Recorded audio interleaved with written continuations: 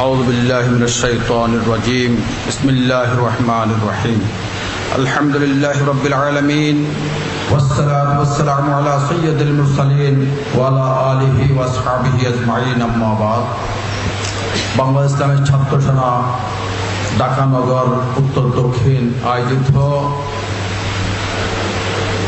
আহলে সুন্নাত ওয়াল জামাতের দুই মহামনীষী আমার ফ্রম সহবাজন রাহনুমাই শরিয়ত ও তরিকত औलाद रसूल আল্লামা হাফেজ সৈয়দ মোহাম্মদ তৈয়ব শাহ রহমতুল্লাহ আলাইহি হযরত আল্লামা অধ্যক্ষ হাফেজ মোহাম্মদ আব্দুল জলিল রহমতুল্লাহ আলাইহি এই দুই মহামনীষীর স্মরণে আয়োজিত অনুষ্ঠানের সম্মানিত সভাপতি, অনুষ্ঠানে উপস্থিত মশরিকুল্লাহ দরবার শরীফের আমার ফ্রম শ্রদ্ধাভাজন ফিজ সাহেব কেবলা,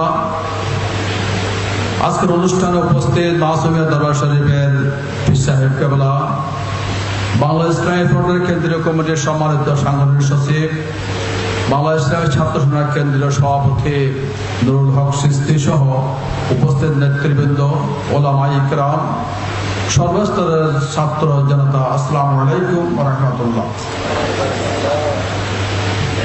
আমি দুইটি কথাই বলে আমার বক্তব্য শেষ করব। আল্লামা সৈয়দ মোহাম্মদ তৈয়ব শাহ রহমতুল্লাহ আলাইহি ওনার একটা বাক্য আমাকে বারবার স্মরণ করিয়ে দেয়। 1980 সালে একদিন আমি ফজরের নামাজ পড়লাম হানাকায়। তখন আমাদের চট্টগ্রামের একজন মৌলানা সাহেব ওই দিন ওখানে উপস্থিত ছিলেন। উনি আমাদের খুব সিনিয়র একজন আলেম।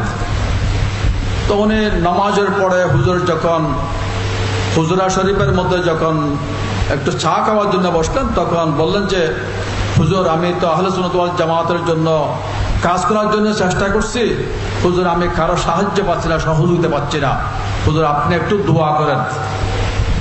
ওই মৌলানা এই শব্দগুলো বললেন। হুজুর ওই মৌলানা সাহেবের কথাগুলো অত্যন্ত ধৈর্যের সাথে মনোযোগ দিয়ে শুনলেন। শোনার পরে হুজুর কেবলা একটা মন্তব্য করেছিলেন। কি মন্তব্য? হুজুর কেবলা বললেন যে मौलाना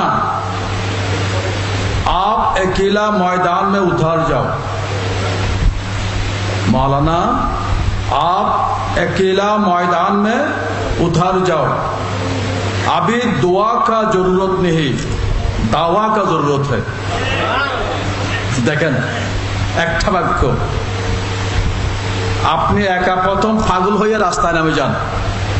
যখন বলেন যে কেউ সাহায্য করছেন, আমি কাজ করতে চাচ্ছি, কেউ আমাকে আমার পাশে আসছে না, হুজুর জবাব দিলেন, মৌলানা আপনি সত্যি কাজ করার জন্য কি থাকে, আপনাকে পাগল হইতে হবে, রাস্তায় নামতে হবে।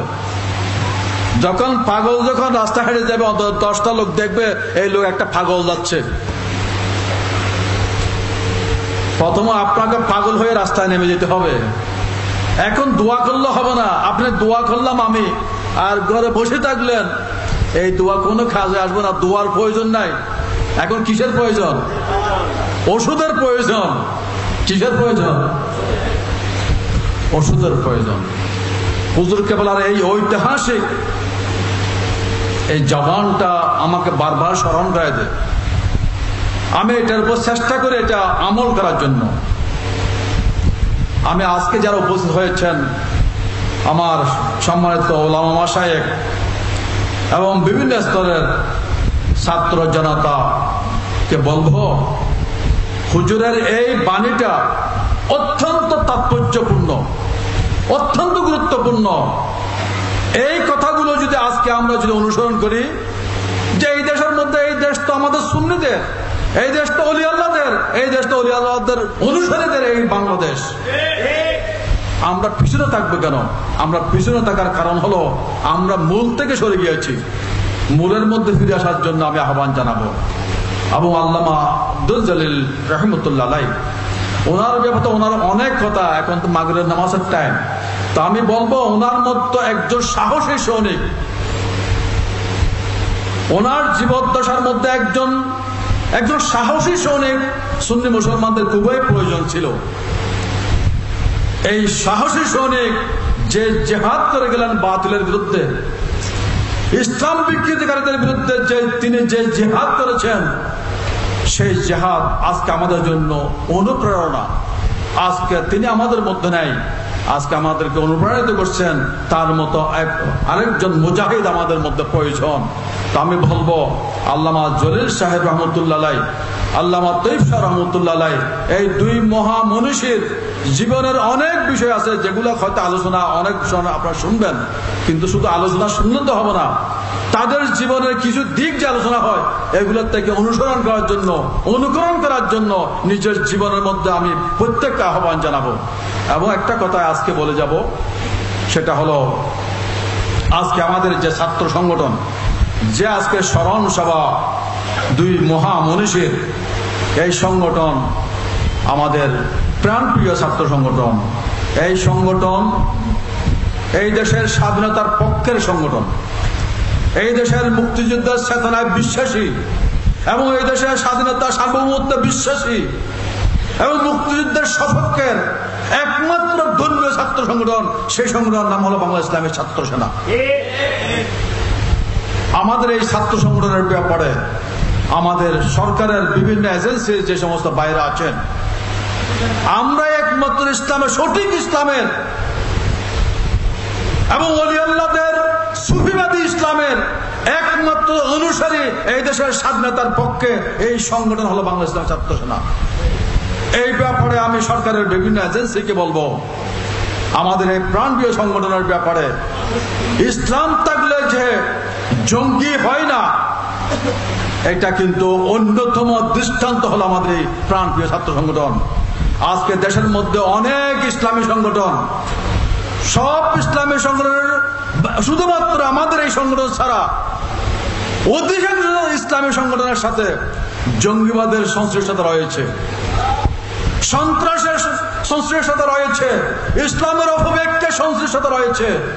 একমাত্র সঠিক ইসলামের দাবিদার এবং এই দেশের স্বাধীনতার পক্ষের একমাত্র দাবিদার ইসলামী ছাত্র সংগঠন, ইসলামী সংগঠন, সেই সংগঠন হলো বাংলা ইসলামের ছাত্র সেনা এবং আমাদের যুব সংগঠন বাংলা ইসলামের যুব সেনা এবং আমাদের জাতীয় সংগঠন বাংলা ইসলামী ফ্রন্ট। আমাদের এইগুলো হলো এই দেশের সুফিবাদী মুসলমানদের ইসলাম প্রিয় একমাত্র সংগঠন, যেটা এই দেশের স্বাধীনতার পক্ষে, মুক্তিযুদ্ধের পক্ষে, এই দেশের স্বাধীনতার চেতনায় বিশ্বাসী, এই দেশের সার্বভৌমত্বের বিশ্বাসী একমাত্র সংগঠন ইসলামী সংগঠন। আমাদের এই তিনটি জাতীয় সংগঠন, তিনটি সংগঠন। তা আমি বলবো প্রশাসনের যে সমস্ত ভাইরা আমাদের এই সংগঠনের ব্যাপারে এই মেসেজগুলো আপনাদেরকে আমরা দিতে চাই, এই দেশের মধ্যে ইসলামের সঠিকভাবে যদি হেদমত করে থাকে, ইসলামের যদি সঠিক যদি দিক নির্দেশনা দিয়ে থাকে, সেই দিক নির্দেশনা একমাত্র এই সংগঠনের মাধ্যমে যাচ্ছে। আর যতগুলো ইসলামী সংগঠন বাংলাদেশের মধ্যে আছে ইসলামের নামে, তারা ইসলামের নামে কলঙ্কিত, তারা ইসলামের অপব্যাখ্যাকারী, ইসলামকে তারা খণ্ডিতভাবে ব্যবহার করছেন, তাদের দলীয় স্বার্থে ব্যবহার করছেন এবং তাদের নিজস্ব স্বার্থে ইসলামকে ব্যবহার করছেন। ইসলামের অপব্যাখ্যা দিয়ে এই দেশের মধ্যে সন্ত্রাস এবং জঙ্গিবাদকে তারা লেলিয়ে দিচ্ছেন, উস্কানি দিচ্ছেন। তা আমি বলবো আজকে সর্বস্তরের জনতাকে বলবো, আজকের এই দেশের মুসলমানদের আজকে অস্তিত্ব রাখার জন্য, জঙ্গিবাদের বিরুদ্ধে অবস্থান নেওয়ার জন্য, আজকে আমাদের স্বাধীনতার পক্ষে ইসলামী এই সংগঠনের প্রতি সবাইকে সম্পৃক্ত হওয়ার জন্য আমি আহ্বান জানাচ্ছি এবং আহ্বান জানাবো সুন্নি মুসলমানদের যে একটা অবস্থান এই জমিনের মধ্যে আছে, এই দেশের মধ্যে আছে, এবং জঙ্গিরা যে জঙ্গিবাদের যে উত্থান হচ্ছেন বিভিন্নভাবে, এই জঙ্গিবাদীদেরকে দেখে দেওয়ার জন্য, যে জঙ্গিদেরকে প্রমাণ করে দেওয়ার জন্য তোমাদের এখানে এত উল্লাস হওয়ার কোনো কারণ নাই। এই জমিন তোমাদের নয়, হে সন্ত্রাসীরা, হে জঙ্গিরা, তোমরা মনে করছো তোমরা ইসলামের এজেন্সি নিয়েছ। তোমরা ইসলামের এজেন্সি নাও নাই, তোমরা সন্ত্রাসের এজেন্সি নিয়েছ, তোমরা জঙ্গিবাদের এজেন্সি নিয়েছ। ইসলামের এজেন্সি তোমরা নাও নাই। ইসলামের এজেন্সি একমাত্র সুফিবাদী মুসলমানের হাতে এবং ওলি আল্লাহদের অনুসারীদের হাতে এবং বাংলাদেশ ইসলামী ছাত্র সেনার হাতে, বাংলা ইসলামী যুব সেনার হাতে, বাংলা ইসলামী ফ্রন্টের হাতে, আহলে সুন্নাত ওয়াল জামাতের হাতে এই দেশের ইসলামের একমাত্র এজেন্ট। এবং তোমাদেরকে স্মরণ করে চাই, তোমাদের উল্লাসিত হওয়ার কারণ নাই। তোমরা তোমাদের উল্লাস দেখে আমরা বাধ্য হয়ে রাস্তায় নামার জন্য বাধ্য হলাম। ইনশাল্লাহ 12 তারিখ 12 নভেম্বর তোমরা দেখতে আসিও ইসলাম কাকে বলে, সুফিবাদী ইসলাম কাকে বলে, শান্তিপ্রিয় মুসলমানদের কিভাবে একত্রিত হতে হয়, শান্তিপূর্ণ মুসলমান কিভাবে একত্রিত হয়ে জাতির জন্য